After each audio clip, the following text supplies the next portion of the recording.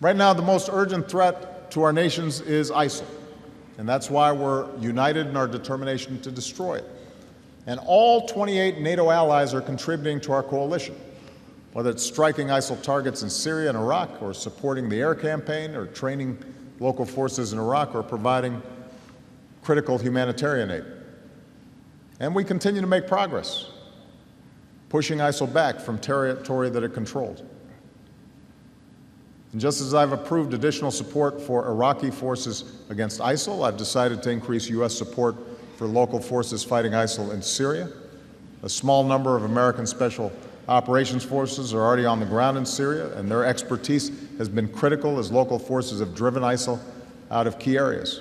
So given the success, I've approved the deployment of up to 250 additional U.S. personnel in Syria, including special forces, to keep up this momentum. We need a strong Europe to bear its share of the burden, working with us on behalf of our collective security. The United States has an extraordinary military, the best the world's ever known, but the nature of today's threats means we can't deal with these challenges by ourselves.